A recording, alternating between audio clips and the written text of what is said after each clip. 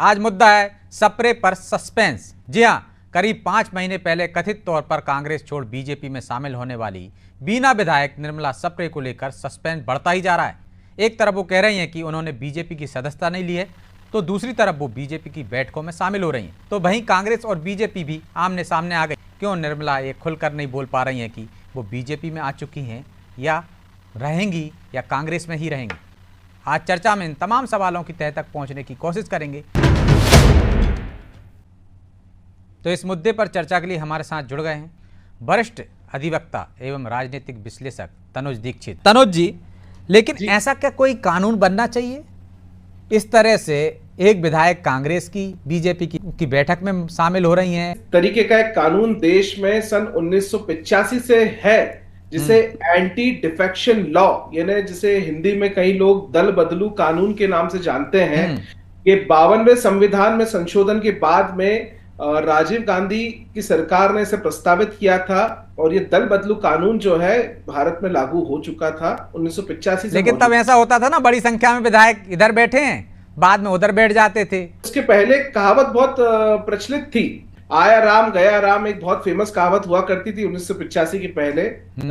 राजनीतिक गलियारों में उस नाम से बहुत प्रचलित थी और वो यही वजह थी क्योंकि इस तरीके का कोई कानून नहीं था। लेकिन एंटी डिफेक्शन लॉ आने के बावजूद उसके अंदर हमने देखा कि कोई सख्त सजा के प्रावधान नहीं है। सख्त सजा भी जो है उसमें सदस्यता से त्याग, और जो चाहे वो एमपी हो चाहे पार्टी के एमएलए हो, वो विधानसभा से या लोकसभा या संबंधित राज्यसभा से इस्तीफा, यही सबसे सख्त सजा उनके लिए होती है। इसके अतिरिक्त एक कानून और रहा है, the representation of people's act 1951, जो भी इस तरीके की सत्ता में बैठते हैं लोग, उनके लिए भी लागू होता है। लेकिन इसके अतिरिक्त मुझे लगता है कि अभी और मजबूत संशोधन की आवश्यकता है। लेकिन मुझे नहीं लगता सभी दलों को अपना अपना राजनीतिक फायदा मिलता है दल बदलने से। जो विधायक जो सांसद इस पार्टी से दूसरी पार्टी जाते हैं, तो मुझे नहीं लगता कि बहुत ज्यादा संवैधानिक रूप से इसमें कभी कोई सख्त सजाएं इसमें देखने को मिलेंगी।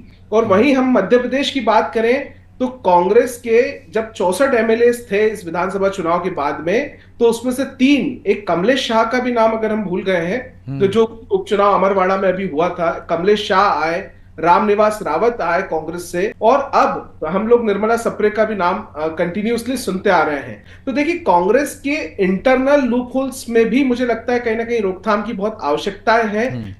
3 विधायक, इसके अलावा हम जानते हैं कई क्षेत्र के महापौर और भी कई संगठन के पदाधिकारी कांग्रेस छोड़ के भारतीय जनता पार्टी में आ चुके हैं मध्य प्रदेश में। तो ऐसे में एक ये रोकथाम, इसे लीकेज कहा जाता है राजनीतिक पार्टियों का, ये लीकेज रोकने की भी सख्त आवश्यकता है। और वही मुझे लगता है कि जो ये, लेकिन हिमानी जी तो कह रही हैं कि ये लीकेज रोकना चाहिए बीजेपी को, कि कैसे उनकी बैठक में कोई चला गया बाहर का। अब जैसे जब एक तरफ बात अभी वंदना जी को भी मैं सुन रहा था, जैसे मुझे पता पड़ा बैठक के पहले भी वो सदस्य बना चुकी भारतीय जनता पार्टी के।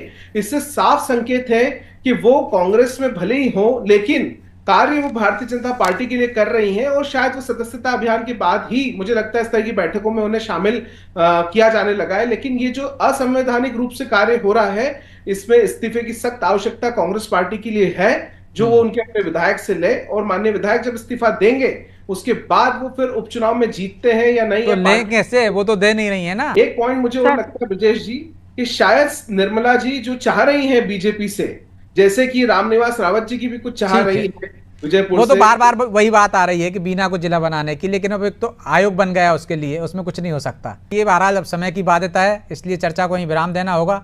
आप तीनों का बहुत बहुत धन्यवाद। तो निर्मला सप्रे निश्चित तौर पर एक तरह से सस्पेंस बनाए हुए हैं। क्या वो बीजेपी में आना चाहती हैं या कोई दुविधा है, कोई बात है जिसकी वजह से वो बीच में रुकी हुई हैं? कांग्रेस भी उन पर कार्रवाई नहीं कर पा रही है। लेकिन राजनीतिक रूप से नैतिकता की यदि बात करें तो निर्मला सप्रे को भी कमलेश शाह और रामनिवास रावत की तरह जनता की अदालत में जाना चाहिए, ताकि जनता तय करे कि उन्होंने जो कदम उठाया वो सही है या गलत। बहरहाल मुद्दा तो है। मैं इतना ही, मुझे दीजिए इजाजत और आप देखते रहिए अनादि टीवी।